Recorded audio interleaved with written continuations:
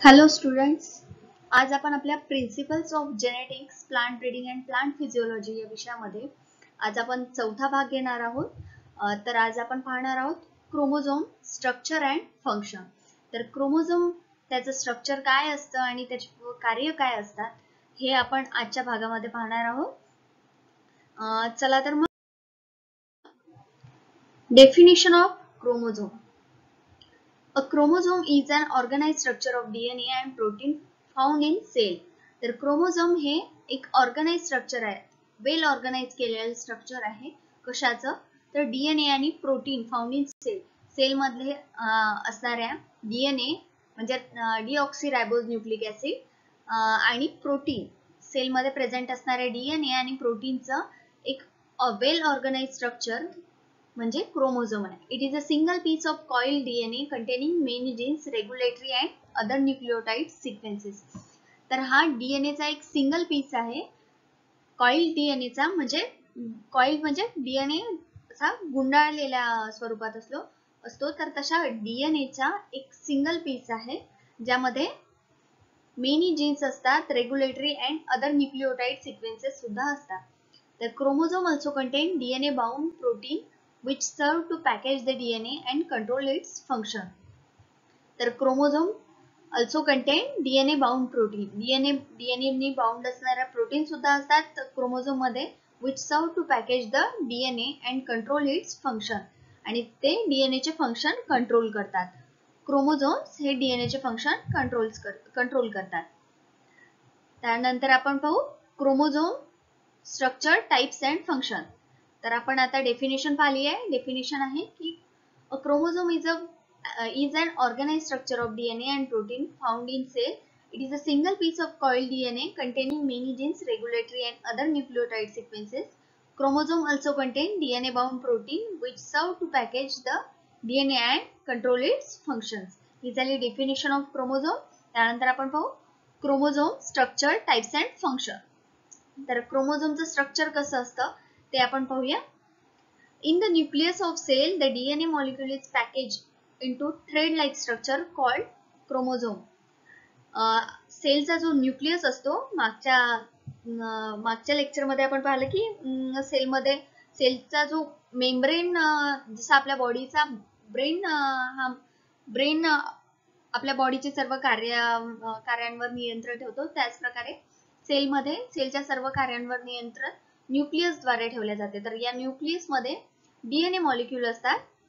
In the nucleus of each cell, प्रत्येक cell मधल्या ज्या न्यूक्लियस असते तर त्यामध्ये the DNA molecule is package into thread like structure called chromosome.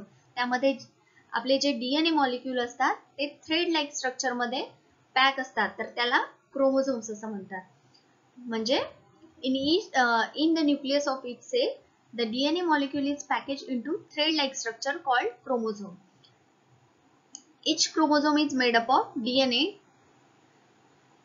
tightly coiled many times around proteins called histone that support its structure. तर प्रत्येक chromosome हा tightly coil असतो डीएनए नी टाइटली कॉइन असतो, ज्यामध्ये प्रोटीन्स असतात. तर त्या प्रोटीन्सचं नाव आहे histone protein that support it structure. तर ते क्रोमोझोमच्या स्ट्रक्चरला सपोर्ट करतात. डीएनए, प्रत्येक क्रोमोझोम मध्ये डीएनए हा प्रोटीननी टाइटली कॉइन असतो, ज्या प्रोटीनला नाव आहे हिस्टोन प्रोटीन आणि ते प्रोटीन क्रोमोझोमला सपोर्ट करतात, त्याच्या स्ट्रक्चरला सपोर्ट करतात. Chromosomes were first describe by स्ट्रॉसबर्गरनी 1815 मध्ये क्रोमोझोमला पहिल्यांदा डिस्क्राइब केलं. And the term chromosome was first use by Waldeyer in 1888. तर क्रोमोझोमला सर्वात आधी स्ट्रॉसबर्गर यांनी 1815 मध्ये डिस्क्राइब केलं आणि त्यानंतर त्याला क्रोमोझोम हे स्पेसिफिक नाव जे आहे ते, ही टर्म जी आहे ती वाल्डेयर या शास्त्रज्ञांनी कॉइन केली. हे आपण हिस्ट्रीमध्ये सुद्धा पाहिलेलं आहे. तर वाल्डेयर यांनी 1888 मध्ये ही टर्म कॉइन केली, क्रोमोझोम ही टर्म कॉइन केली. त्यानंतर they appear as rod shape dark stain bodies during the metaphase stage of the mitosis when cells are stained with a suitable basic dye and view under a light microscope. जेव्हा आपण light microscope खाली जेव्हा हे DNA आपण पाहतो तर ते आपण डाय डाय डाय केले डाय लावलेला असतो त्याला, आपल्याला ते विजिबल व्हावे म्हणून आपण त्याला त्यासाठी डाय वापरत असतो. तर जेव्हा आपण हे DNA मेटाफेज मध्ये पाहतो तर तेव्हा ते dark stain bodies they appear as rod shape dark stain bodies, म्हणजे एखाद्या रॉड प्रमाणे रॉड जो असतो त्याप्रमाणे डार्क स्टेन झालेली बॉडी, अशा प्रकारचे ते क्रोमोझोम्स आपल्याला मायक्रोस्कोप मध्ये दिसतात. तर हे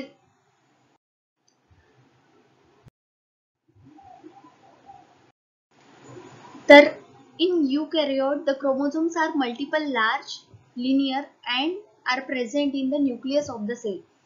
तर जे युकॅरियोटिक सेल असतात म्हणजे ज्यामध्ये न्यूक्लियस प्रेझेंट असतं, तर अशा सेलमध्ये the chromosomes are multiple large, म्हणजे त्यामध्ये क्रोमोझोम्स हे मोठ्या संख्येने असतात आणि मोठे असतात. Linear and are present in the nucleus of the cell, ते लिनियर असतात आणि present in nucleus of the cell, आणि सेलच्या न्यूक्लियस मध्ये असतात. Each chromosome typically has one centromere and one or two arms that project from the centromere. तर प्रत्येक chromosome मध्ये एक सेंट्रोमेअर असतं आणि वन और टू आर्म्स असतात that project from the centromere. तर त्या सेंट्रोमेअर पासून निघणाऱ्या दोन आर्म असतात. Structurally each chromosome is differentiated into 3 parts. तर त्याच्या स्ट्रक्चर नुसार प्रत्येक क्रोमोझोम हा 3 पार्ट मध्ये डिवाइड केला जातो. तर ते पार्ट्स आहेत पेलिकल, मॅट्रिक्स अँड क्रोमोनेमॅटा. तर पेलिकल काय आहे? It is the outer envelope around the substance of chromosome. तर पेलिकल हे आउटर एनव्हलप आहे जे क्रोमोझोम मध्ये जे सबस्टन्स असते तर त्याचं जे आउटर कव्हरिंग असतं म्हणजे त्याचं जे बाहेरील आवरण आहे तर ते म्हणजे pellicle. It is very thin and it is form of achromatic substances. आणि हे अतिशय पातळ असं असतं आणि अक्रोमॅटिक सबस्टन्सेस म्हणजे ते जनुकीय सबस्टन्सेस मुळे ते फॉर्म झालेलं नसतं, तर ते अक्रोमॅटिक सबस्टन्सेस मुळे फॉर्म झालेलं असतं. हे झालं क्रोमोझोमचा आउटर स्ट्रक्चर, ज्याला आपण म्हणतो पेलिकल, आउटर एनव्हलप ज्याला आपण म्हणतो पेलिकल. त्यानंतर matrix it is the ground substance of chromosome which contains the chromonemata. Matrix हे ग्राउंड सबस्टन्स आहे ज्यामध्ये क्रोमोनेमॅटा असतात. It is also form of non genic material, आणि हे सुद्धा यामध्ये सुद्धा जीन्स प्रेझेंट नसतात. जीन प्रेझेंट नसलेल्या मटेरियलने हे मॅट्रिक्स फॉर्म झालेले असतात. त्यानंतर chromonemata embedded in the matrix of each chromosome are two identical spirally coiled threads, the chromonemata. हे मॅट्रिक्स मध्ये असतं. each chromosome are two identical of each chromosome embedded in the matrix of each chromosome, म्हणजे प्रत्येक क्रोमोझोमच्या matrix मध्ये हे क्रोमोनेमॅटा असतात. तर ते दोन सारखे दिसणारे स्पायरली कॉइल्ड थ्रेड असतात, त्याला आपण क्रोमोनेमॅटा म्हणतो. The two chromonemata are also tightly coiled together that they appear as single thread of about 800 angstrom thickness. तर हे जे क्रोमोनेमॅटा असतात हे दोन असतात, पण ते टाइटली कॉइल असल्यामुळे ते appear as a single thread, म्हणजे एका सिंगल धाग्याप्रमाणे ते दिसतात. आणि त्याची थिकनेस जी आहे, त्याची जी जाडी आहे ती 800 अँगस्ट्रॉम युनिट इतकी असते. त्यानंतर each chromonemata consist of about 8 microfibrils, each of which is form of a double helix of DNA. तर प्रत्येक क्रोमोनेमॅटा हा 8 मायक्रोफायब्रिल्सनी बनलेला असतो. तर त्यामध्ये ते इच of which form of a double helix of DNA, आणि प्रत्येक जे मायक्रोफायब्रिल्स आहे ते डबल हेलिक्स ऑफ DNA असतात.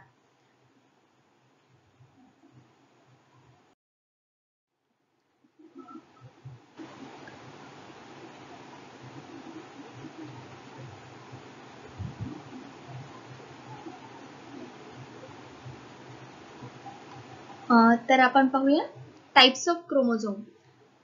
तर क्रोमोझोम्स जे जे टाइप्स आहेत तर ते on the basis of number of centromere, centromere किती आहे त्यावरून, आणि types of chromosome on the basis of position of centromere, आणि सेंट्रोमेअर कुठे आहेत यावरून ते दोन टाइप्स मध्ये विभागले जातात. तर आपण आधी पाहूया on the basis of number of centromere. तर सेंट्रोमेअर किती आहे त्या संख्येवरून क्रोमोझोम्सचं क्लासिफिकेशन कसं होतं, टाइप्स ऑफ क्रोमोझोम कोणते आहेत ते पाहूया. Monocentric, dicentric, polycentric, acentric and diffuse or non located chromosome. तर on the basis of number of chromosomes वरून जे टाइप्स होतात तर त्यात आहे पहिला मोनोसेंट्रिक, म्हणजे ज्यामध्ये फक्त एक सेंट्रोमेअर प्रेझेंट असतो, तर अशा क्रोमोझोम्सला मोनोसेंट्रिक क्रोमोझोम म्हणतात. त्यानंतर डायसेंट्रिक क्रोमोझोम म्हणजे ज्यामध्ये दोन सेंट्रोमेअर प्रेझेंट असतात. त्यानंतर पॉलिसेंट्रिक क्रोमोझोम मध्ये दोन पेक्षा जास्त क्रोमोझोम जर प्रेझेंट असले तर त्याला आपण पॉलिसेंट्रिक क्रोमोझोम म्हणू. आणि असेंट्रिक और सेंट्रोमेअर म्हणजे ज्यामध्ये क्रोमोझोम्स प्रेझेंट, ज्यामध्ये सेंट्रोमेअर प्रेझेंट नसतात. तर मोनोसेंट्रिक मध्ये एक सेंट्रोमेअर, डायसेंट्रिक, डाय म्हणजे दोन सेंट्रोमेअर्स, आणि पॉलिसेंट्रिक मध्ये मोर दॅन टू म्हणजे दोन पेक्षा जास्त सेंट्रोमेअर्स, आणि असेंट्रिक क्रोमोझोम्स जे आहेत ते विदाउट सेंट्रोमेअर्स असतात. Such chromosomes represent freshly broken segments of chromosomes which do not survive for long. तर जे असेंट्रिक क्रोमोझोम्स आहे तर ते नुकतेच तुटलेल्या सेगमेंट प्रमाणे असतात आणि they do not survive for long, तर ते जास्त काळापर्यंत टिकून राहू शकत नाही. त्यानंतर डिफ्यूज और नॉन लोकेटेड क्रोमोझोम, तर यामध्ये सेंट्रोमेअर पूर्ण क्रोमोझोमच्या लेंथ मध्ये कुठे आहे ते दिसल्या जात नाही किंवा तो लोकेट होत नाही, तर त्यामुळे त्याला डिफ्यूज और नॉन लोकेटेड म्हणतात. तर on the basis of number of centromere वरून क्रोमोझोम्सचे 5 टाइप्स आहेत: monocentric, dicentric, polycentric, acentric and diffuse और नॉन लोकेटेड क्रोमोझोम्स. तर त्यानंतर आपण पाहू types of chromosome on the basis of position of centromere. तर सेंट्रोमेअरच्या पोझिशन वरून क्रोमोझोम्सचे कोणते टाइप्स आहेत तर ते पाहू. तर पहिला टाइप आहे टिलोसेंट्रिक. टिलोसेंट्रिक, दुसरा आहे ॲक्रोसेंट्रिक, तिसरा आहे सब मेटासेंट्रिक, त्यानंतर चौथा आहे मेटासेंट्रिक. तर टिलोसेंट्रिक म्हणजे काय?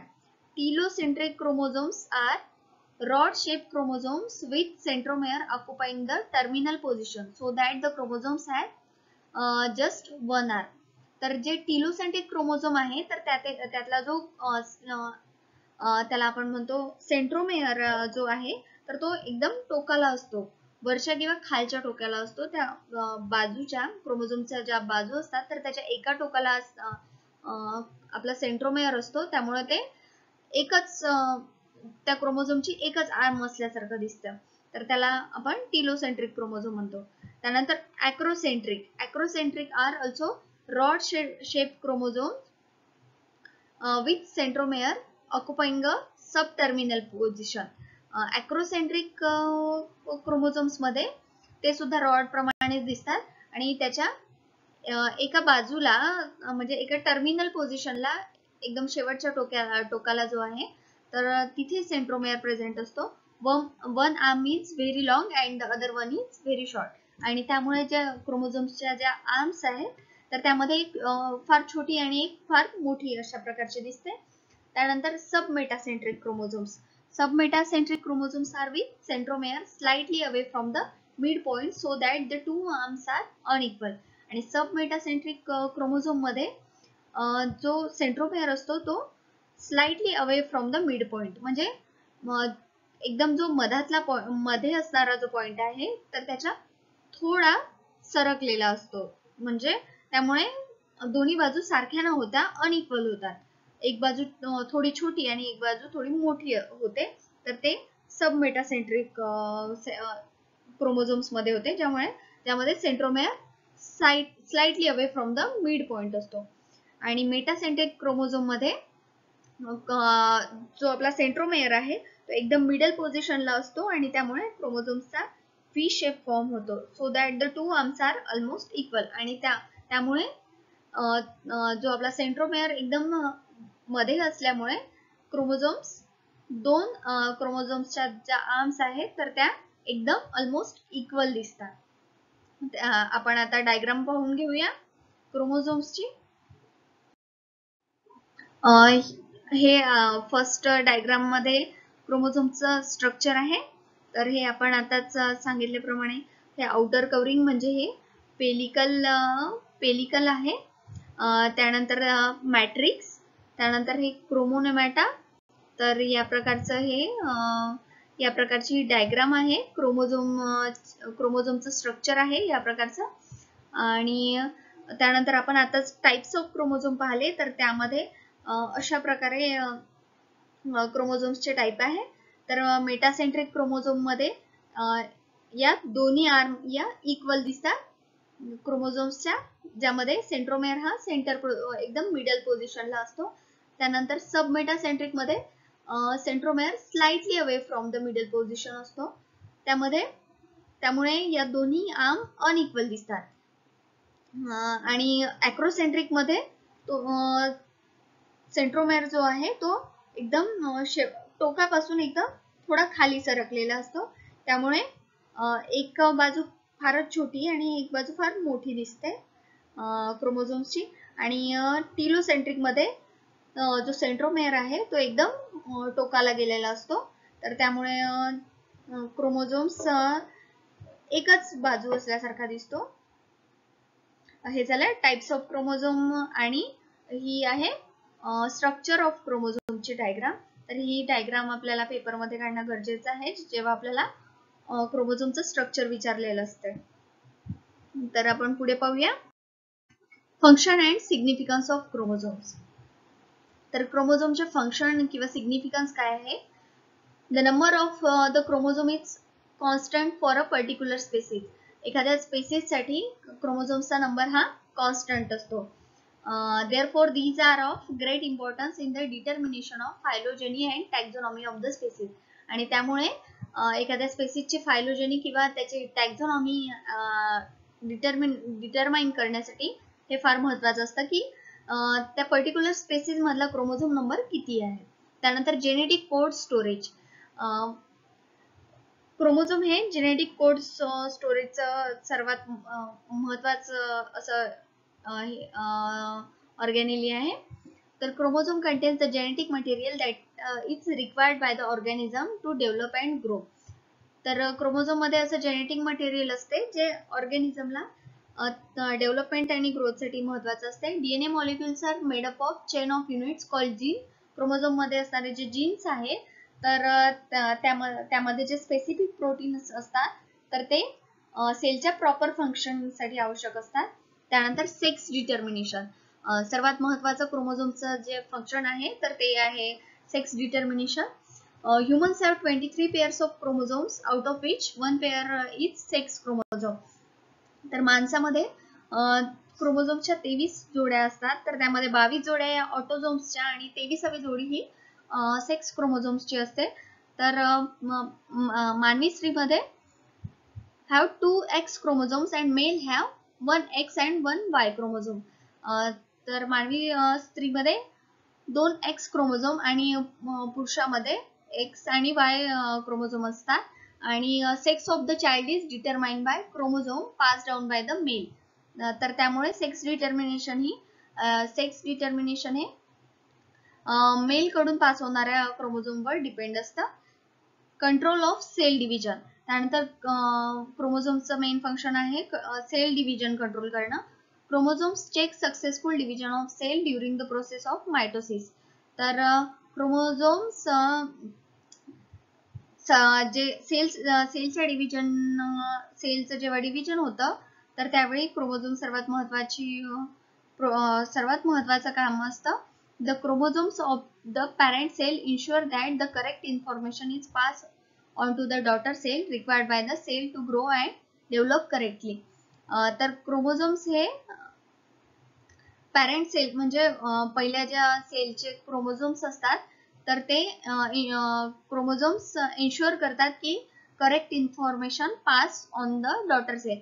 तर जे पुढच्या सेलमध्ये पुढे तयार होणाऱ्या सेलमध्ये जे मटेरियल किंवा इन्फॉर्मेशन पास आउट करायची आहे तर ती करेक्ट आहे की नाही तर याचं काम सुद्धा क्रोमोझोम्स करत असतात. त्यानंतर क्रोमोझोमचं फंक्शन आहे formation of protein and storage. The chromosomes direct the sequence of proteins form in our body and also maintain the order of DNA. तर क्रोमोझोम हे डायरेक्ट करते आपल्या बॉडीमध्ये असणाऱ्या प्रोटीन्सचा सिक्वेन्स जे आहे ते बॅलन्स करतं, डायरेक्ट त्याचं डायरेक्शन करतं